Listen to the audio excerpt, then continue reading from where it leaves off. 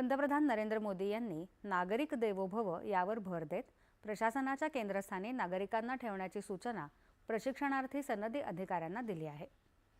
भारतीय प्रशासकीय सेवेत 2024 मध्ये रुजू झालेल्या विविध मंत्रालय आणि सरकारी विभागांशी संबंधित 183 प्रशिक्षणार्थी सनदी अधिकाऱ्यांशी पंतप्रधानांनी आज संवाद साधला।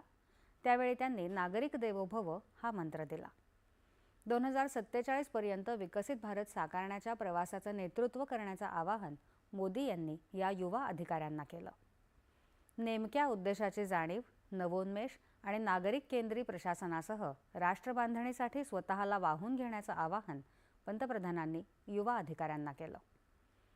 राष्ट्रबांधणीकरता संपूर्ण शासन या दृष्टिकोनावर भर देत विकासाची आव्हानं ठराविक घटकांकडे स्वतंत्रपणे पाहून सामोरं जाता येत नाही, असं पंतप्रधान म्हणाले।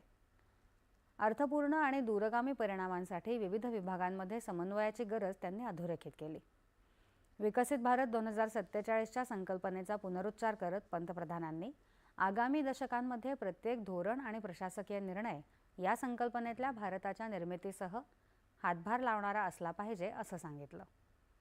भारताच्या आजच्या प्राधान्यक्रमात आत्मनिर्भर भारत, मेक इन इंडिया, उत्पादन वाढ, ऊर्जा सुरक्षा आणि युवकांसाठी संधींची निर्मिती असल्याचं पंतप्रधानांनी सांगितलं।